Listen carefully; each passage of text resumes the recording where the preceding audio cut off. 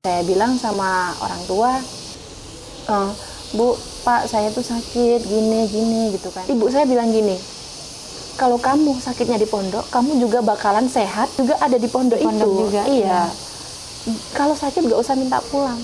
Nanti kalau saya mati di pondok gimana gitu saya kan. Terus orang tua saya bilang gini, tidak apa-apa, orang tuamu tidak bertemu kamu, bapak nggak bertemu kamu, ibu nggak bertemu kamu di nggak bisa lihat kamu terakhir kalinya atau gimana. Yang penting nanti di akhirat kita bisa berkumpul bersama gitu. Masya Allah sekali saya di situ.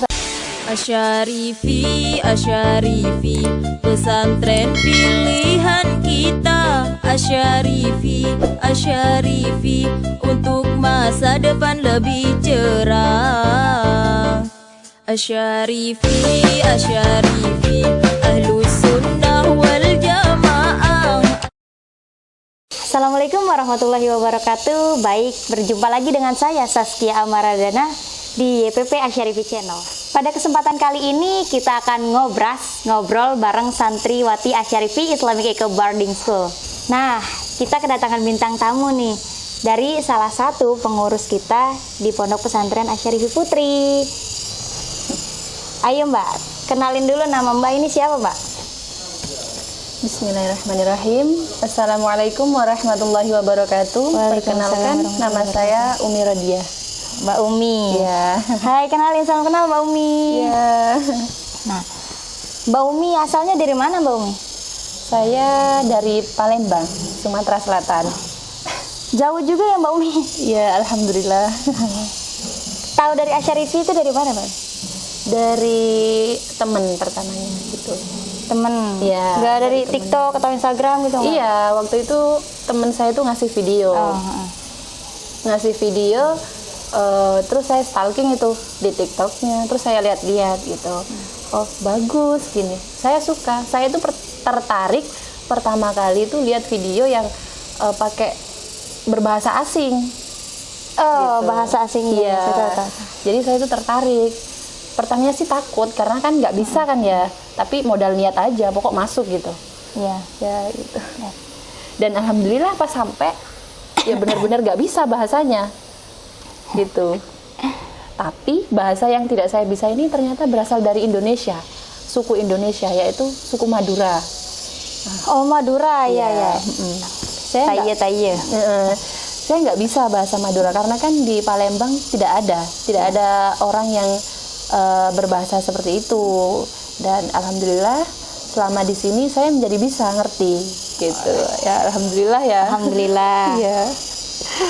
Terus gimana sih perasaan Mbak Umi waktu setelah sampai di sini gitu, sampai di Asyarifi dan mondok sampai selama itu di sini, itu gimana perasaan Mbak Umi?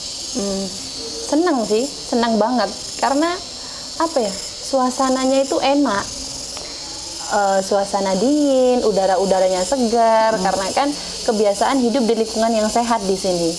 Iya, ya karena Asyarifi juga termasuk dari yayasan pondok pesantren yang udah dinobatkan sebagai eko pesantren gitu ya Pak ya? Eko pesantren gitu. Go Green. Ghost Green. Kebiasaan hidup bersih di sini, jadi enak, damai hidupnya gitu. Udara yang didapat juga udara segar, jauh dari polusi gitu. Iya. Enak. Jauh dari kendaraan juga. Iya. Mbak, dengar nih ya Mbak, katanya Mbak ini santri rantau maksudnya. Yang kurang lebih selama 4 tahun nggak ini ya, belum pulang. Alasannya kenapa Mbak? Kok bisa nggak pulang gitu? Ya insya Allah sih kurang lebih 4 tahun ya. Ya. Alasannya itu pertama belum pulang itu nggak pulang gara-gara pondok pesantren itu pulangannya Lebaran kurang 3 hari, puasa ke-27, selama 1 tahun itu belum pernah pulang. Kurang 3 hari? Iya. Kenapa tuh Mbak? Alasannya kenapa kok bisa kurang 3 hari? Apa ya, penyakit apa itu? Lockdown gara-gara penyakit apa? Oh, virus corona itu? Ya itu. Jadi lockdown tuh kan nggak bisa pulang. Berhubung tiket juga tutup semua, pesawat, tiket pesawat, tiket laut juga lockdown semua. Jadinya ya saya putuskan untuk tidak pulang. Nah, di situ saya pertama kali Lebaran di pesantren dan jauh dari keluarga gitu. Saya perasaannya baru ngerasain kayak gini ya lebaran di pesantren sama teman-teman gitu. Jadi kayak enak, tertarik, tertantang gitu. Nah, untuk lebaran setelahnya kayak mau pulang lagi tuh gimana, udah enak gitu di pondok. Kayak jadi pengen ngerasain pengen ngerasain lagi gitu. Terus setelah lebaran selanjutnya kayak gimana itu ya? Apa yang Mbak rasain gitu? Yang saya rasain ya udah biasa karena kan sudah kayak tahun kemarin nggak pulang, terus tahun sekarang juga belum bisa pulang lagi. Terus pernah di rumah itu ada acara kakak kandung saya tuh menikah dan saya tuh nggak bisa pulang karena masih lockdown selama 2 tahun itu ya. Sesedih itu ya, ya Allah, gimana? Gitu kan. Apalagi kakak kandung sendiri, kakak kandung gitu sendiri, cuma lihat di HP aja nangis gitu. Dan setelah itu udah terbiasa, saya udah mental saya udah biasa jauh dari orang tua gitu kan. Bukannya lupa, nggak lupa, nggak mungkin gitu kan. Terus lebaran setelahnya, tahun setelahnya saya mikir lagi. Saya baru sadar ini, kalau rumah saya itu jauh, baru sadar itu. Gara-gara saking lamanya nggak pulang, gitu. Saya baru sadar kalau rumah saya itu jauh. Nah, di situ saya mikir, rumah saya kan jauh ya. Nanti kalau aku udah berhenti, udah nggak di pondok lagi, apa saya bisa ya main ke pondok, silaturahmi, sawan-sawan gitu kan. Kalau di Asyarifi ada acara, ada pengajian gitu, apa bisa ya saya kesini? Soalnya kan rumah saya jauh, gini, banyak lah saya mikir seperti itu. Nah setelah itu saya mikir gini, berhubung rumah saya jauh nih, sekalian aja saya puas-puasin di pondok gitu. Iya. Saya puas-puasin tuh nggak pulang sampai berapa tahun dan alhamdulillah nyampe nih 4 tahun nggak pulang. Gimana reaksi Bapak? Kok bisa gitu mencapai 4 tahun gitu? Nggak tahu ya, nggak nyangka, dijalanin aja semuanya gitu. Apa yang ada di pondok dijalanin, nggak kerasa. Kebawa ngaji, kebawa sama teman-teman, ngurus anak-anak gitu kan. Nggak kerasa jadinya gitu. Mbak mau tanya nih, Mbak kan salah satu pengurus ya, pengurus pusat gitu. Gimana rasanya jadi pengurus pusat? Apa capek atau enak atau ya gimana perasaannya, Mbak? Gimana ya? Namanya pengurus pasti semua pengurus di tengah Mbak konsekuensinya gitu. Itu harus kuat hati, kuat telinga, mental juga harus kuat, Mbak. Kuat telinga, kuat mental, semuanya dah. Saya yakin pengurus-pengurus dimanapun pasti ngerasain nih.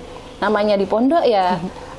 Gitu. Dan saya yakin juga anak-anak, adik-adik yang sekarang masih diurus suatu saat juga bakal ngerasain jadi apa yang Mbak rasain gitu ya. Saya jadi pengurus juga bakal ngerasain gitu. Ya namanya juga mengurus anak-anak ya. Yang diurus juga bukan cuma satu. Iya. Ada yang nakal, ada yang gini. Tapi kita sebagai pengurus juga harus memaklumi karena kan kebanyakan santri yang mondok itu karena paksaan dari orang tua gitu kan. Jadi mereka itu melakukan atau membuat gimana caranya mereka itu bisa keluar dari pondok gitu. Mereka nakal, mereka seperti ini, melakukan pelanggaran gitu kan. Jadi kita sebagai pengurus juga harus mengerti. Pengurus itu juga sama-sama santri. Ya. Cuman bedanya beda pekerjaan, ya. Tapi juga sama-sama ngaji, sama-sama mondok, mondok juga, sama-sama santri juga. Jadi untuk menanggapi anak-anak yang nakal, ya kita nasihatin dulu lah, nasihatin dulu, baik-baikin dulu, ditakzir sesuai pelanggaran yang mereka lakukan. Apabila cuma melanggar, cuma telat jamaah, cuma seperti masih ringan ya, masih ringan. Tergantung takziran, tergantung sama pelanggaran. Gitu. Saya mau tanya lagi nih. Oke, silahkan.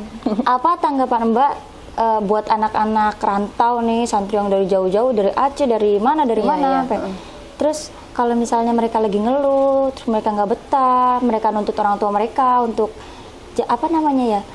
untuk pengen pulang. Iya, untuk pengen pulang gitu, terus, pengen berhenti terus. Gimana tuh Mbak tanggapan Mbak? Kalau menurut saya sih wajar, mungkin mereka pertama itu karena paksaan. Iya. Jujur saya dulu pertama kali mondok itu paksaan dari terutama bapak ya, dari bapak saya dipaksa banget. Bahkan bapak saya itu tidak mau nyekolahin aku dimanapun kecuali di pondok, gitu. Jadi untuk anak-anak, tapi setelah itu mikir, mikir orang tua gitu kan.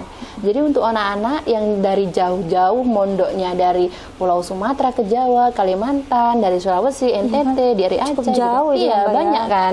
Jadi kalian itu pertama mungkin 1 hari 2 kali maklum, Iya. tapi terusnya kalian itu harus mikir gini, sesusah-susahnya kalian di pondok, susah hafalan, susah sama temen, nggak dapet temen, gini nakal, banyak yang ada yang kehilangan gitu kan.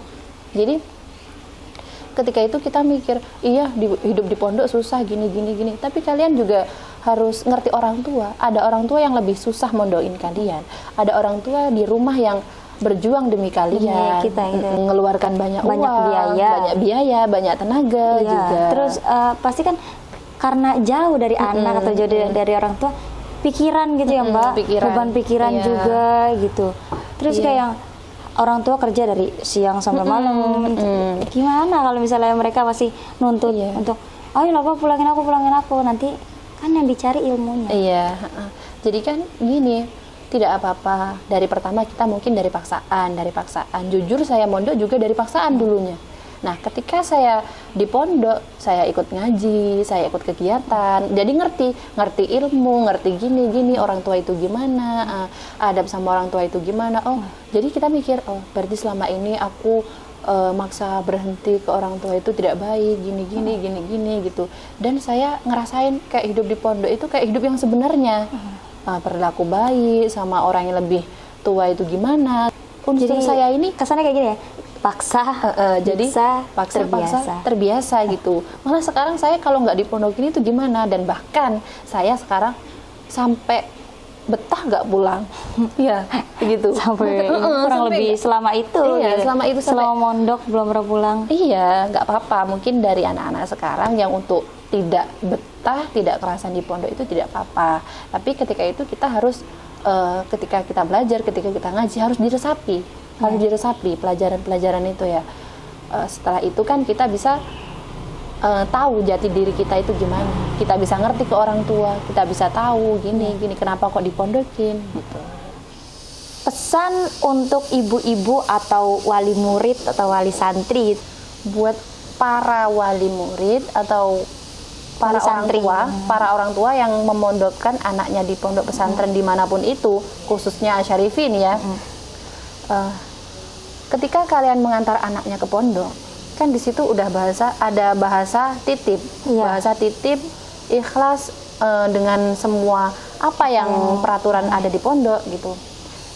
Saya selama kurang lebih 4 tahun tidak pulang ini, ibu dan bapak saya itu tidak pernah kayak komen gitu.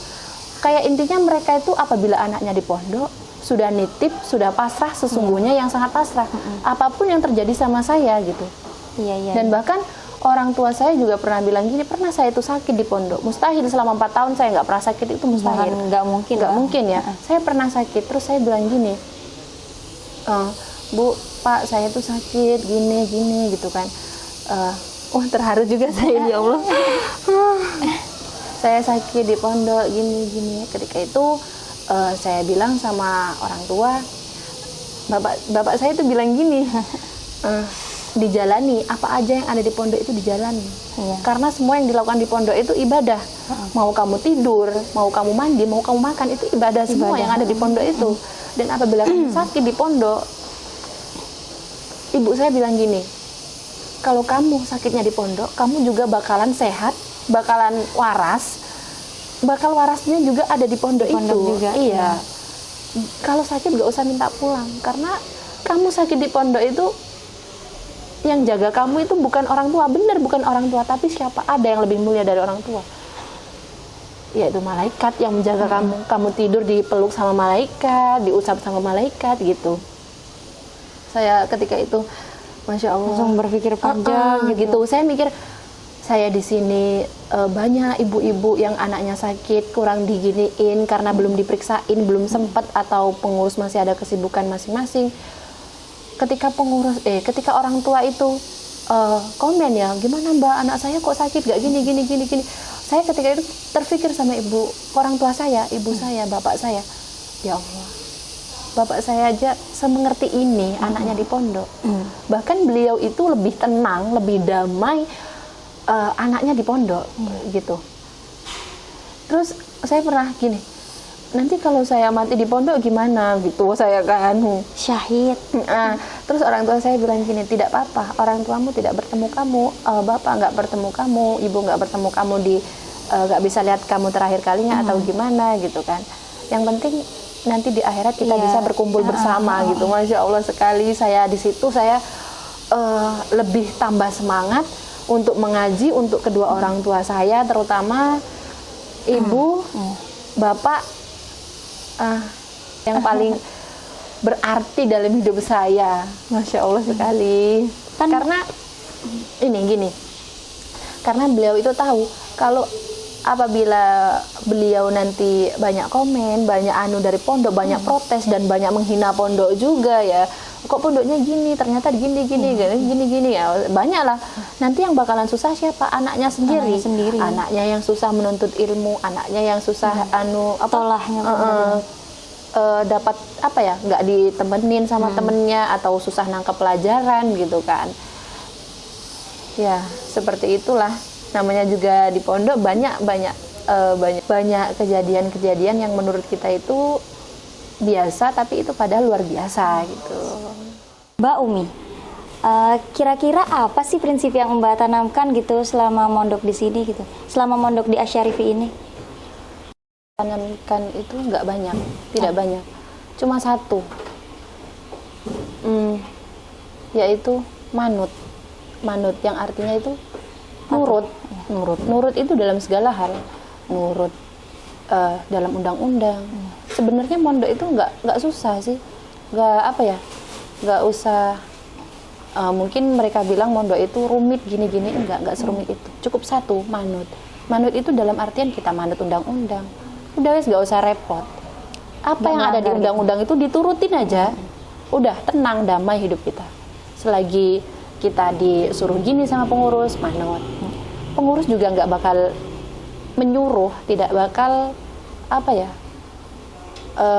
mengatur anak-anak kalau tidak dari pengasuh. Pengurus itu kan amanah, dapat amanah dari pengasuh gitu. Jadi walaupun kalian disuruh sama pengurus apa aja, nurut aja, ikutin aja gitu kan, Mbak ya? Karena pengurus juga nurut sama pengasuh gitu. Maupun disuruh apa gitu, nurut aja gitu. Nanti juga kita bakal ngerasain apa hikmah dari nurut itu, apa hikmah dari manut. Ya, cuma satu, manut. Dari dulu saya di pondok di Asyarifi ini banyak yang saya tidak bisa sebelum saya mondok. Nah, setelah sampai di sini saya disuruh ini. Memang bisa. Aku ngerasanya gini, aku nggak pernah ngelakuin ini. Tapi saya itu cuma dalam hati. Ya, saya cuma gini. Udah wis, nurut aja. Mau dia apa-apain juga nurut gitu. Namanya juga bunyai yang nyuruh, namanya juga kiai yang nyuruh gitu. Nurut aja. Nanti bakal gitu ya kan, pasrah, ikhlas gitu. Mungkin ikhlas itu belakangan, tapi suatu saat kalau sudah terlaksana semua pasti bakalan ikhlas. Nyusul ikhlasnya itu ya. Mungkin kita semua mungkin ya ngerasain kayak pernah gerundel, apa ya bahasanya itu, mel-mel kalau bahasanya orang sini. Dia apa-apain, disuruh ini gerundel gak apa-apa. Mungkin ya, tapi jangan sering-sering. Nah, nanti lama-lama kita juga harus mikir, harus ikhlas gitu. Kalau sudah ikhlas, enak ngerjain sesuatu itu menjadi mudah. Kayak berjalan aja gitu, disuruh ini langsung jalanin, jalanin. Walaupun kita tidak bisa, jalanin aja wes, gitu. Bisa sendiri. Gitu. Coba dulu. Nanti kan bisa sendiri gitu. Kayak ngaji juga, nggak bisa baca kitab, ya nurut aja wes saya baca. Ujung-ujungnya kena marah, ya nggak apa-apa, dengerin gitu. Iya. Lagi nyari ilmu, Mbak. Iya, lagi nuntut ilmu itu. Ya, mengerti itu tidak harus pintar. Ya. Pesan dan kesan apa yang Mbak inget, yang Mbak sangat inget banget dari Bu Nyai atau kiainya? Pesan banyak ya. Pengasuh itu memberikan pesan tidak kurang-kurang kalau kepada santrinya. Menasehati santrinya itu nggak pernah kurang. Bahkan semua yang beliau tahu itu bahkan dikasih ke santrinya gitu. Dikasih tahu ke santrinya untuk seperti ini. Tapi pesan yang paling saya tanamkan dalam diri saya, karena saya itu wanita, dari Bunyai saya, beliau Bunyai Zamrotul Hasanah, yang beliau tanamkan untuk santri-santrinya, santri putri khususnya ya, harus memiliki rasa malu. Rasa malu. Rasa malu. Karena banyak wanita-wanita di luar sana, bukan cuma di luar, bahkan di pondok juga banyak yang adabnya itu kurang, rasa malu terhadap orang yang lebih tua itu kurang. Jadi kita sebagai wanita itu harus memiliki, sangat-sangat memiliki rasa itu. Rasa malu itu ya. Iya. Mbak Umi, kira-kira ada nggak sih kesan atau apa kisah lucu yang pernah Mbak lakuin gitu, yang pernah Mbak alami selama di pondok? Ada. Apa? Satu yang paling berkesan banget kalau menurut saya ini dan semua teman-teman pengurus saya, waktu itu kan keluarga dalam itu duka apa yang godop, marah gitu ya. Ketika selokannya itu nggak lancar, aliran airnya itu, aliran pecerennya itu nggak lancar gitu kan. Karena kan di Asyarifi kebiasaan bersih, jadi beliau itu kayak dikontrol sama pengasuhnya.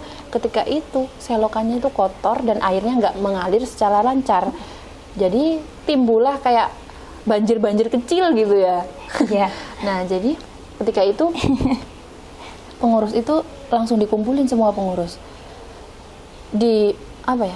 dimarahin. Gimana ini kok nggak bersih gini gitu kan. Pokoknya ditakzir, semua pengurus itu ditakzir untuk membersihkan semua sampah pondok yang ada di Asyarifi Pusat. Seluruh semua pengurus itu ditakzir semuanya, dimarahin tuh, didukani sama beliau kan. Akhirnya kami cuma bisa hidup pasrah. Ketika itu sampah sudah menumpuk di belakang itu ya. Ya namanya sampah pondok ya, kalian bisa bayangkan sendiri gimana. Kan nggak tahu ada sampah ini, sampah itu, sampah softtek apa. Insya Allah tim dari pengurus pusat ini ada 30 kurang lebih 30 ya. Ya untuk semua teman-teman. Cukup banyak alhamdulillah. Jadi bisa dibagi. Tim kebersihan ini. Kayak apa yang viral di TikTok itu Pandawa 5 itu ya. Pandawa 5. Iya. Ketika itu dibagi menjadi berapa kelompok, ada yang bersihin comberan, ada yang bersihin peceren gitu kan. Berhubung itu yang tidak terkendali itu di Pondok Putri, jadi pengurus putri yang membersihkan gitu. Tanggung jawab pengurus putri karena pondok di Putri. Kalau Pondok Putra jadi tanggung jawabnya pengurus putra. Nah, ketika itu semua pengurus ini terjun langsung. Jadi standby mulai bersih-bersih dari jam 7 pagi. Nah, untuk yang uzur ini terus nerus.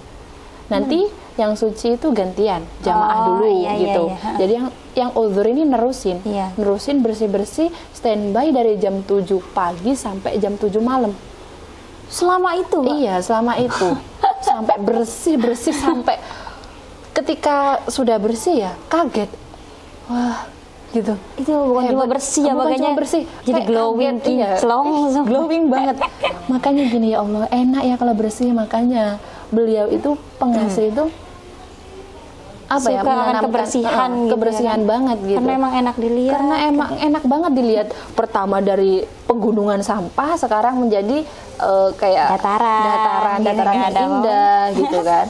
Ketika itu kami juga sebagai pengurus, ya Allah, ini mungkin ya barokahnya manut juga kita nggak tahu sendiri. Barokahnya nurut bisa dari diri kita juga tertanamkan hidup bersih, hidup rajin, mandiri gitu kan. Seperti itu, Masya Allah sekali. Aliran-aliran jadi lancar. Yang comberan itu ya, comberannya itu kayak bening gitu loh, bersih gitu. Jadi karena kan sampahnya keangkat semua gitu dari jam 7 pagi sampai jam 7 malam. Itu juga ada berhentinya, ada istirahatnya, ada main-mainnya juga, namanya juga itu ya.